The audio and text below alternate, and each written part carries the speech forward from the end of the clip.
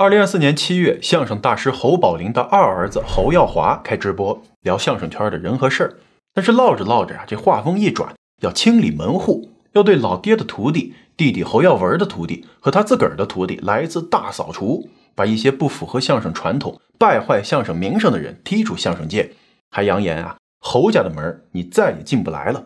不管是我的，不管是這個岳文的，不管是我爸爸的，只要是跳過門的，我以後都在慢慢的，我們也不你自己愛怎麼說怎麼说，哎，我不管你怎么说，但是我不会再跟你来往，侯家这門你再也进不来了，就這麼簡單。一時間平靜已久的相聲圈激起千層巨浪，網友們懵了，這侯家二爺快80的人了，哪根筋搭錯了？這又是明顯是在 Q 老郭德綱呢。近些年來呢，大家對侯耀華的印象似乎一直停留在他雞飛狗跳的爭遺產，以及和香艷女徒弟的是是非非當中。他為什麼突然弄這麼一出幺蛾子呢？無獨有偶在近期的一檔脫口秀節目上，相聲新生代郭德綱的弟子郭麒麟的搭檔阎鶴祥說出了一句意有所指的話。他說相聲和脫口秀本質上沒有什麼區別，都是中國人說中國話，逗中國人開心。但是如果脫口秀有一天也捲出什麼師承、門派、大褂的話，那脫口秀就完了。這句自嘲呢，也表達出曲藝界的新銳後生對相聲江湖陳規陋習的不滿。咱們今兒就來聊聊中國的相聲江湖，以及在相聲界舉足輕重的侯家對相聲界的影響。這裡也想特別感謝 M2 檔案的熱心粉絲，他對相聲行業做過研究，為我們提供資訊和指導。也歡迎大家和我們聯繫，提供更多的素材和選題的建議。新中國成立之初相聲這個行當呢，其實面臨過一次絕境。早期的相聲藝人來自於社會底層各行各業，敢於嘲諷當權者聲討奸商歹人，調侃市井裡頭形形色色的猥瑣和粗俗。可是建國以後制造幽默的兩大永恆題材，政治話題和男女關係都不能說了。現在是新中國了，你要諷刺，諷刺誰呢？文藝界領導認為相聲不適合新社會的文藝發展需要，要將這門藝術取締。飯碗被砸，演出被砍，相聲藝人就快吃不上飯了。在此危難關頭，一位大師出手了，不僅救相聲於水火，更讓這門傳統藝術綻放出了新的光彩。這個人叫做侯寶林。1922年，在天津開往北京的一列慢吞吞的火車上，有這麼一個小孩，穿着藍布大褂、小坎肩，頭戴一頂瓜皮小帽，在一個男人的懷中昏昏沉睡。誰也不會想到，這個打扮的有些滑稽的孩子會成為一代相聲宗師。侯寶林不知道自己的親生父母是誰，他只知道4歲的時候被養母的哥哥送到了北京地安门的侯家。1926年，在貝勒府當廚師的養父失業了，侯寶林只能去捡煤糊、賣報紙來幫家裡頭維持生計。小小年紀就飽嘗生活的艱辛。12歲時他開始學藝，先是京劇，後來改學相聲，在北京天橋鼓樓一帶賣藝演出，說單口。他來自天津，長在北京，京油子、魏嘴子全占了，既有北京人的人情世故，又有天津人的能说会道。經過艱苦的磨練侯寶林的相聲終於能夠成為傳底的大軸。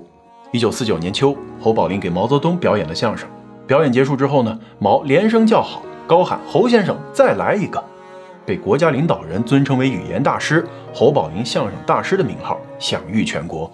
可你說話態度得好點吧？怎麼警察對你態度不好了站這就嚷喂，鞭刀走，鞭刀走。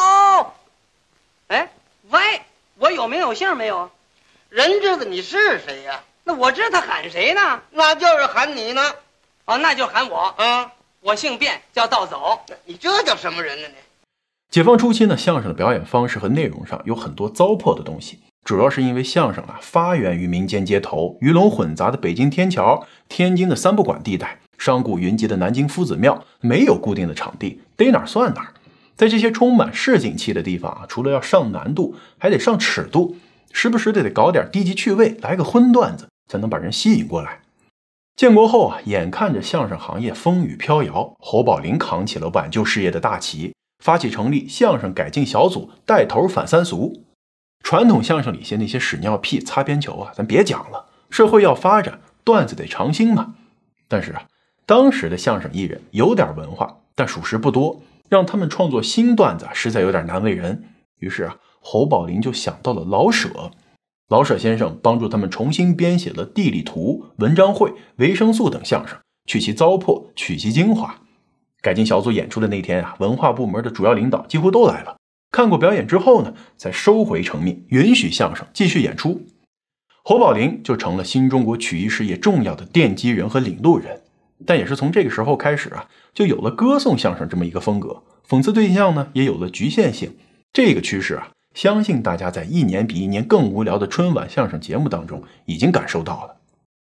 侯宝林的藝術造詣非常高，感情經歷呢也很豐富。他一共有3任妻子，第一任妻子留下的信息和資料不太多，應該是屬於家庭包辦婚姻。1944年初2個人離婚，據說是因為妻子沉迷大菸造成了感情破裂。第二任妻子劉淑芳和侯宝林育有1兒1女，分別是侯耀中和侯耀如。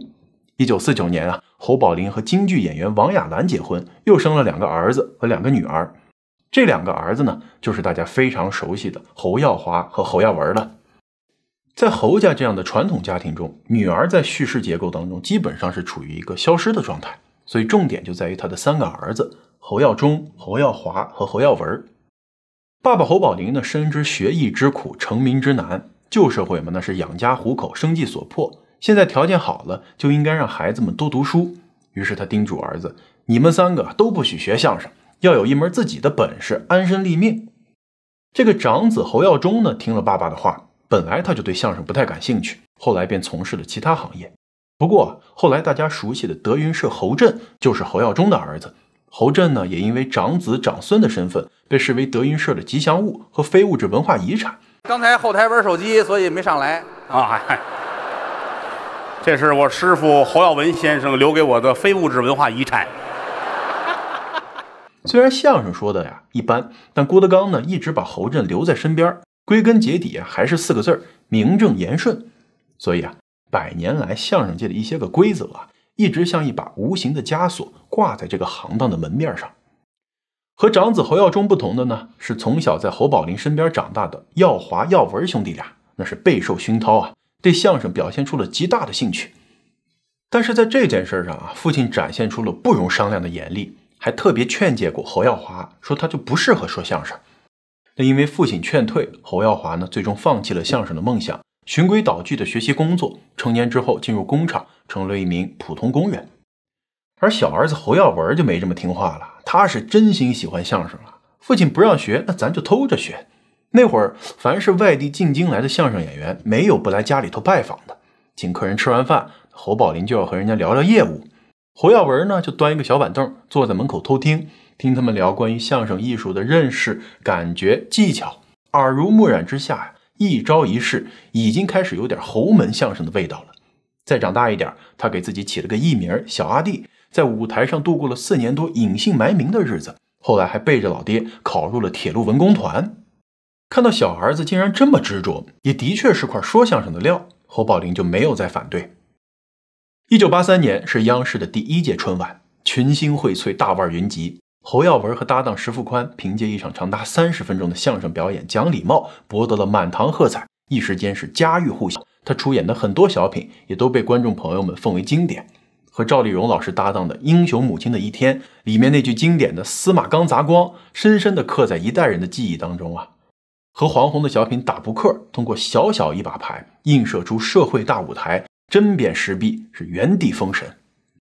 這邊呢，弟弟是一炮而紅，被廣大觀眾追捧和喜愛，可哥哥侯耀華卻在工廠裡頭過着按部就班的日子。那同樣都是相聲大師的兒子，自己明明聽了老爹的話，到頭來呢，卻只能在電視裡頭看着弟弟在台上大放異彩。侯耀文的內心很不平衡，漸漸地生出了些羨慕嫉妒。於是他也辭去了工廠的職務，大張旗鼓地準備進軍相聲界。不久後得益於父親和弟弟的成就，也獲得了一些拋頭露面的機會。但是當他站到台上之後，才發現夢想很豐滿，現實太骨感。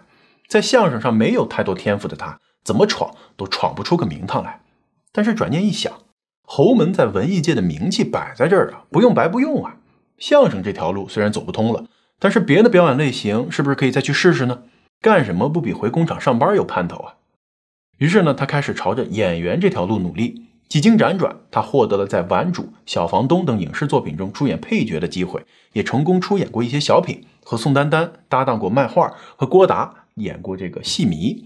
不過啊，真正給人留下印象的呢，還是編輯部的故事裡頭的於德利。這個角色是京劇頻出，深入人心，一大群觀眾都親切地喊他於主編。劇中那句經典的台詞，錢不是萬能的，但是沒有錢是萬萬不能的，至今仍然是不少人的口頭禪啊。然而大家沒有想到，這句話竟然成為了侯耀華日後行為的準則，深深地陷入了金錢和慾望的糾纏當中。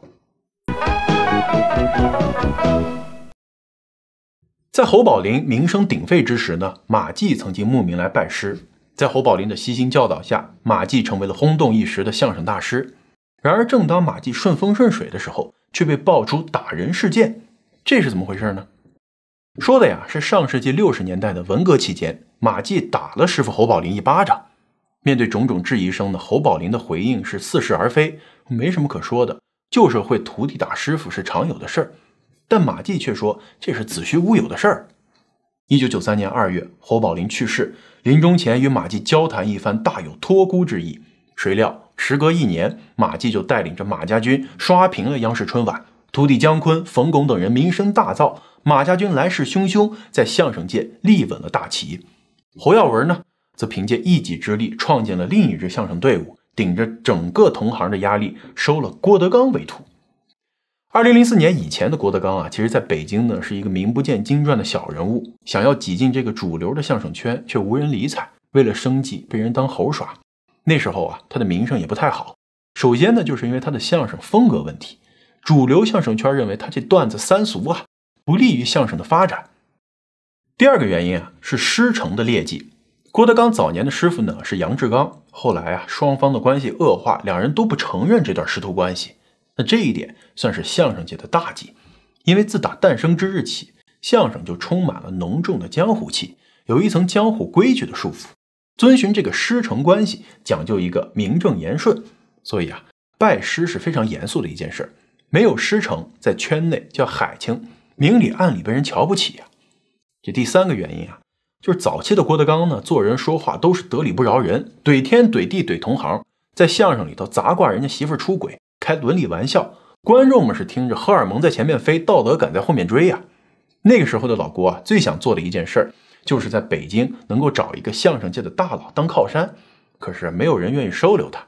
用他自個兒的話說，當時我願意給你們當狗，你們不要，還怕我咬你。他在最困難的時候創辦了德雲社，當時叫做北京相聲大會，為了拉生意啊，常常跑到大街上去發傳單，但是呢，拉來的觀眾還沒有後台的演員多。直到於謙加入之後，這情況才慢慢好轉。於謙的師傅呢，就是石富寬，石富寬呢，就是侯耀文的搭檔。就這麼着，郭德綱得以結識了這位相聲大師。拜侯耀文先生啊，其實是跟谦兒哥是有關係的。我從7歲學评書，9歲開始學相聲，老師非常的多，非常的多。我們要舉行一個百支儀式，請來所有的同仁，大家來見證這一時刻，行業內部來承認你。我們管他叫百支。我正式百支的師傅只有一位，就是侯耀文先生。对，这我在场。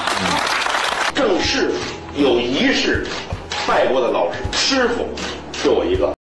侯耀文在聽了郭德綱的相聲之後啊，覺得這孩子很有潛力，以後會是個可塑之才，於是就力排眾議，在2004年收他為徒，不僅為郭德綱提供了藝術上的指導，還在他面臨困境的時候給予了堅定的支持。之後的日子裡啊，從工人俱樂部到中和戲院，從廣德樓到天橋樂茶園，郭德綱和他的夥伴們用心血和汗水打造了自己的品牌，在相聲日漸衰落、青黃不接的時候，像一匹黑馬一樣橫空出世，老活加新話，讓觀眾耳目一新，引爆了北京的相聲舞台。聽他的相聲成為了時尚，人們紛紛走進久違的劇場，尋找失落已久的歡樂。剛拜師那會兒啊，作為師伯的侯耀華還是很看好郭德綱的，時不時還摟着他拍幾張照。2006年呢，侯耀華和郭德綱拍過一個叫《小房東》的電視劇，叔侄倆的感情很好，郭德綱還親切地稱他為二大爺。不過那時的郭德綱怎麼也想不到，多年之後自己竟然會被師伯說成是相聲界的敗類。明里暗里说郭德綱是败類的還有一個人，那就是姜昆。這倆人的恩怨啊，那是剪不斷理還亂，一掐就是10年。2006年，郭德綱和姜昆正面交鋒。身為相聲主流派的姜昆認為，郭德綱的相聲是離經叛道的，是粗俗不堪的。在廣州演講的時候呢，更是忍不住公開表示，現在郭德綱在網上鬧那麼多事情，在道德上，在倫理上出現這麼多問題，我搞不懂為什麼還有那麼多人喜歡他。真正要能夠到塔尖，能夠引領這個藝術往前走的，恐怕還得是那些健康的、向上的，而且呢，能夠讓大家听完了以後，從哈哈乐当中有点启迪、有点教育。誰說的相聲必須要教育人？誰說的？教育意義。聽這段相聲要學會什麼？聽那段就得出去藍丁馬去，不可能的事兒。中国京劇院唱一3岔口，看完了受什麼教育了？受什麼教育了？中国杂技团耍狗熊的，你看完受教育了？15个人骑一輛自行車，你受教育？他違反交規，你知道嗎？来吧，非得讓相聲教育人，非得每段都有教育意義，我不服，知道吗？姜昆的發問啊，代表了整個相聲主流派的質問。年輕氣盛的郭德綱將回應反饋到了舞台上，在說濟公傳的時候，他就突然說道。這時一個太監指着濟公說，你道德上有問題。濟公回頭說，這是哪個太監說的？頓時啊，聽出弦外之音的觀眾在劇場籲聲一片。姜昆咬牙切齒地聯合相聲界的同行，公開發起反三俗運動。這次的反三俗對象啊，雖然沒有明說，但是明眼人一看，自然知道是剛子。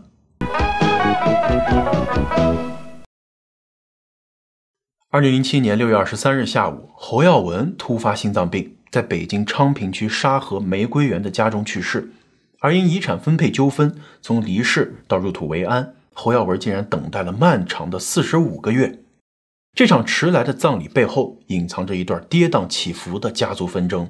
侯耀文去世後啊，他的大女兒侯贊和侯耀華因為遺產問題對簿公堂，一時間成為娛樂圈的熱議話題。侯耀文的猝然離世，不僅讓家人沉浸在悲痛當中，更是留下了一連串的謎團。眾所周知，侯耀文接過了侯家的相聲大旗，但冥冥當中或許早已注定，他和父親有着相似的感情經歷，這恰恰就造成了後來的遺產風波。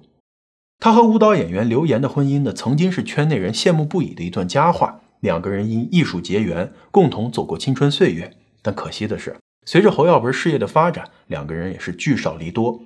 劉岩一人承擔着照顧家庭、撫養女兒侯贊的重任，事業上風生水起的侯耀文，在女兒的成長當中卻缺席了太多。女兒2歲的時候，這段婚姻還是走向了破裂。侯贊小小年紀就跟隨母親生活，父愛的缺失給他幼小的心靈蒙上了一層陰影。在學校裡常常因為沒有爸爸而遭受同學的嘲笑和歧視。這段痛苦的經歷在侯贊心裡頭種下了對父親的怨恨，卻又矛盾着渴望着父愛。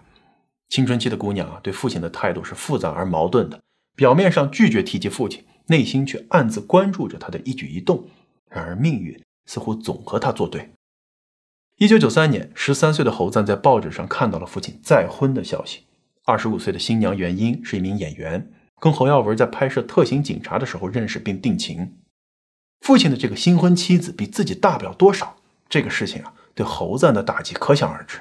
加上再婚後不久，他們就抱上了小女兒妞妞，開心地讓記者拍照。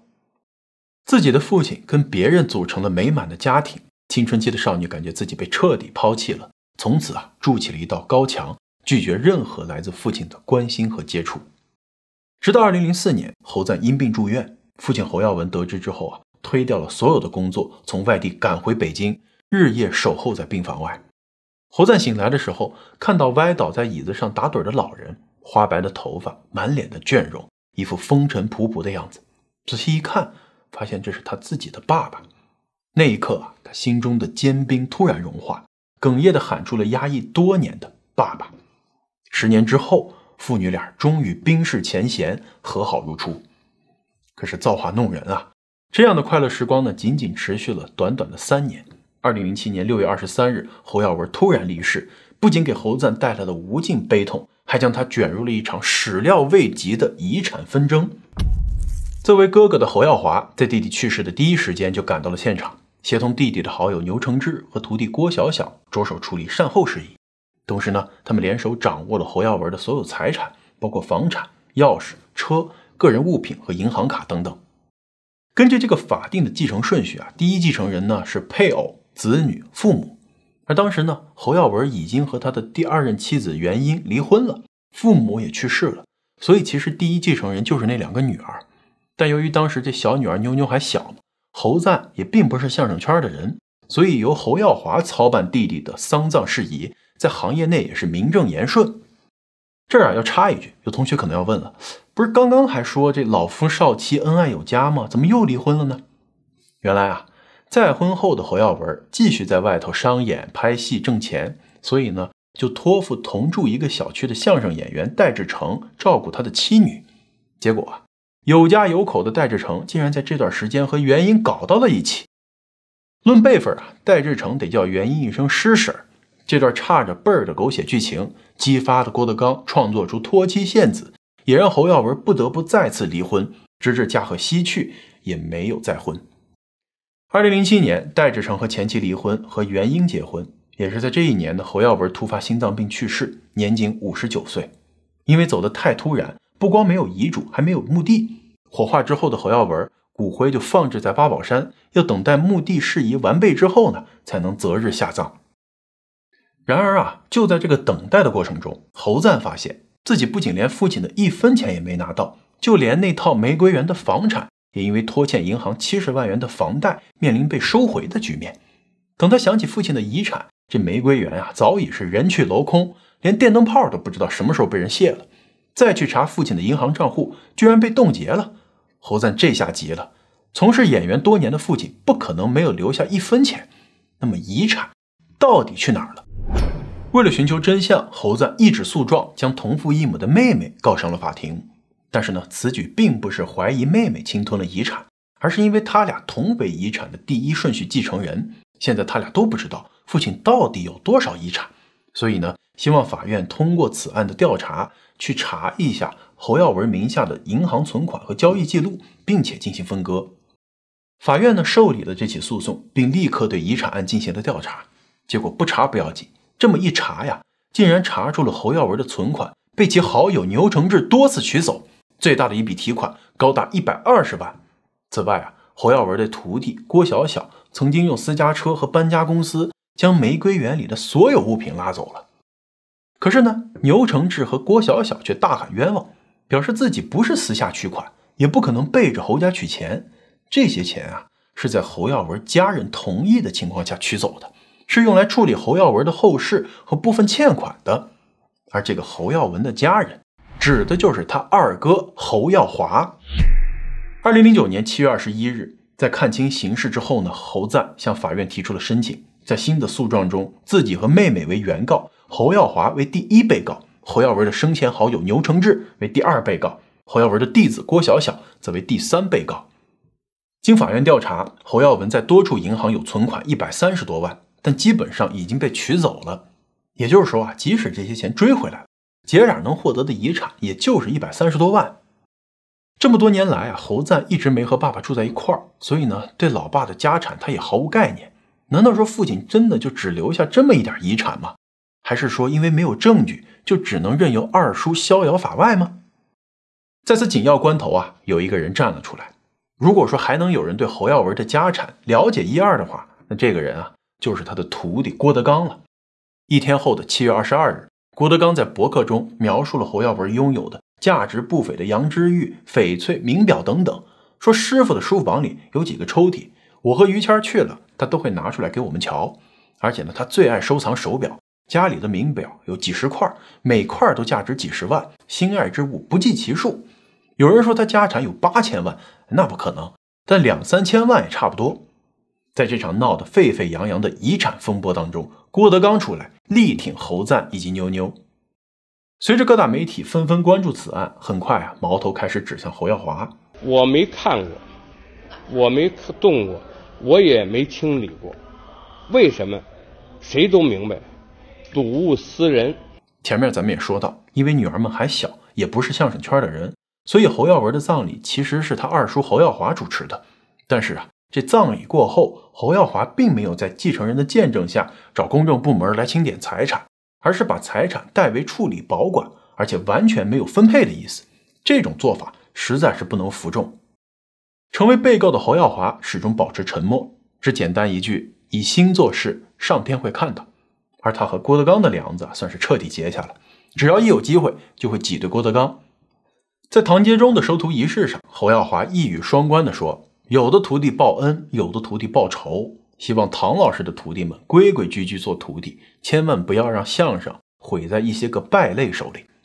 對此啊，郭德綱回怼道，有的姓侯的行善，有的姓侯的作惡。謀事在人，成事在天。任何人不管是誰，用我弟弟的骨灰跟我讨价还价，絕對沒有討不了好。其實我覺得把事情說得更清楚，才更能保得住這親情。因為如果說所有的事情大家都是在互相的猜疑猜測，那不是更容易影響感情嗎？這場堪稱家醜外揚的鬧劇，最終以2010年侯耀華和侯贊在西城法院簽字和解而結束。至於調解書的具體詳細內容，咱們外人不得而知。也許是親情最終戰勝了貪婪，雙方終於達成一致，決定和平分割財產。2011年3月9日，在侯耀文的骨灰安放儀式上，侯耀華擁抱了2個侄女，說誤會都解開了。長達4年之後，侯耀文終於入土為安。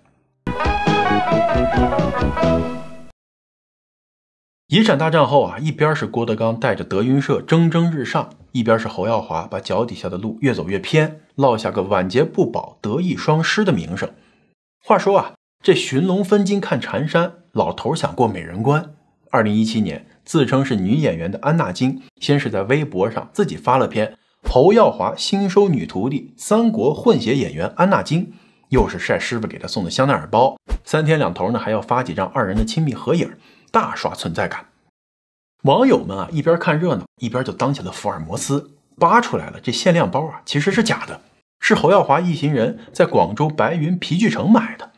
其實啊，買假包的時候安娜金也在場，他自然知道這是假包，但是敵不過虛榮心作祟啊，他就把照片曬了出來，沒想到被網友們貼臉開大，還讓侯二爺倍兒沒面子。當地的工商部門更是順着網線殺到皮具城，直接把侯耀華去 shopping 的那個 A 貨店給查封了。可是啊，這還不算完呢，網友們簡直是拿出了考研考公的勁兒啊，扒出了安娜金的名字是假的，年齡是假的，履歷是假的，連身份也是假的，並不是什麼三國混血，而是來自安徽某農村。侯耀華也沒有正式收他為徒，是在某片場認識後啊，口頭上承認收他為徒的。後來被群嘲之後呢，2個人就再沒什麼交集了。在一次採訪當中，侯耀華提到了自己的感情生活，表示這輩子只結過1次婚，是個忠於愛情的好男人。妻子呢，2012年因病離世了，從那時起他就是個單身漢。雖然侯耀華的婚姻經歷沒有弟弟豐富啊，但是呢，花邊新聞是一點也沒停歇。一會兒啊，給複製粘貼一樣的3胞胎姐妹站台，一會兒呢，是跟其他的女徒弟親密無間的拍合照，網友們也見怪不怪了。侯耀華還跑去代言了很多功效不可描述的假藥，網友就戲稱他為侯耀華。因為亂接廣告代言假藥，侯耀華還被央視點名，一度在社會新聞版面丟人現眼。喜歡看電視的朋友啊，也許對他賣畫的廣告還有點印象。廣告號稱出售的傳世名畫是由國際收藏家協會監制，實際上是在掛歷廠生產的印刷品，宣稱價值38.88萬元，免費贈送，卻要收3800的成本。一頓吆喝之下，這騙子產品大賣600萬。這麼多的國寶級的名畫，只要收藏1件就已經是了不得的事。首先呢，我應該向公眾坦誠的這個道歉。都說君子愛財，取之有道。但侯耀華仿佛鑽到了錢眼裡，怎麼利用現有的名氣撈錢就成了他的終極目標。坊間傳言啊，在某縣城的一次商演活動中，侯耀華十分自信地對主辦方提出了出場費30萬的要求，還要求安排幾個女演員。主辦方都傻了，直接回了句：“你值30萬嗎？最多給5萬，不行我們就換人。”本着蒼蠅腿再小也是肉的想法，侯耀華最終還是出現在了商演活動的現場。廉價的塑料布背景下，旁邊圍繞着幾個年輕女孩，場面相当滑稽。侯家這點老底兒啊，經過侯耀華這幾套組合拳打下來，基本上把過去的名望丟光了。曾經喜歡他作品的人只能感嘆一句：臉就一張，不能省着點丟嗎？最近呢，侯耀华罕見的開了直播，就是咱們視頻開頭提到的，他回應了很多跟自己有關的爭議話題，還調侃德雲社說的那是轉基因相聲，他要替侯家清理門戶，矛頭直指郭德綱啊。這句話呢是一時激起千層浪，有賈倫、安納金這類當事人進行回應，也有楊怡這種和各方關係都很密切的相聲演員進行規勸。楊怡呢也在海河邊上開播，嘴上一口一個二哥的叫着，還声情并茂的哭了起來。不過總是掛在嘴邊的點點關注還是讓大家出戲了。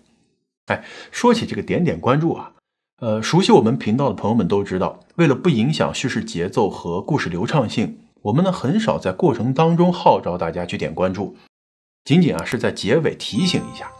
但是呢，我們最近不是組織了一次線下旅行聚會活动嗎？在和团友的交流過程中呢，我們發现了一個有意思的現象，是什麼呢？就是有些 M2 檔案的鐵粉朋友們居然還沒有訂閱我們的頻道，而是通過平台這個自動推送功能來觀看視頻的。可是這麼一來呢，就容易錯過我們的更新內容和重要的通知。而且說實話，這個訂閱量對我們來說也挺重要的。所以啊，看到這兒的觀眾朋友們，如果還沒有點訂閱的話，還請動動小手指給我們點一下訂閱，謝謝大家支持。咱們再說回楊怡的那場直播啊，他在裡面說郭德綱算是給相聲爭臉了，讓更多的人喜歡上了相聲嘛。同時啊，他還不忘扯下侯耀華的遮羞布，一来指出侯耀华没有資格去清理誰的徒弟，二來呢，侯耀華就是被大家慣壞了才整這麼一出，三來啊，他還喊麥要帶着侯耀華去給小輩們道歉。這三條啊是條條戳在二大爺的肺管子上。後來又有一些相聲演員加入混戰，那場面是亂上加亂。事已至此，這場風波已經遠遠超出了最初的清理門戶言論，演變成一場相聲界內部的複雜恩怨局。一時間，貌似相聲又熱鬧了一回，其實啊，是全體相聲界在老百姓面前丟了一次大人。大夥看到比平時道貌岸然、貌似特別尊師重道、守規矩的這些從業者們，也逃不過流量的吸引和利益的誘惑，反而是處在暴風中心的郭德綱泰然自若，絲毫不去理會這些。他啊，忙着在全國各地巡演相聲專場呢。這次直播給侯耀華收割了一波流量，讓許久沒什麼水花的相聲圈重新被大家短暫的想起來了。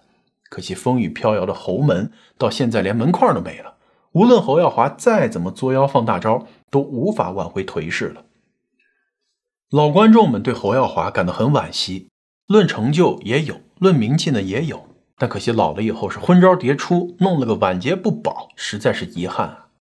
網友勸他別直播了，怪累的，實在想要流量啊，就去24小時循環播放遺產案的庭審實錄，沒準觀眾還更多呢。對相聲頗有研究的自由作家雲野退說過，相聲是一種典型的江湖行業，你若沒個混社會的樣子，就別想立足。藝術與市井之間，乾淨與葷腥之間，一向是相互制衡的。郭德綱再火爆，也會有人說看看侯宝林，那才叫藝術。而侯寶林再受推崇，也會有人不屑地表示郭德綱那種才叫喜聞樂見呢。侯寶林貴為大師，說着最乾淨的相聲，尚且不能免於陋習，相聲圈的其他人啊，更是少有自愛的。只能說這行業可愛的地方之一，大概就在這兒，他們都不願意輕易改變自己烏煙瘴氣的氣質和操行，他們說那叫本色。感謝收看 M2 檔案，咱們呢下期再見。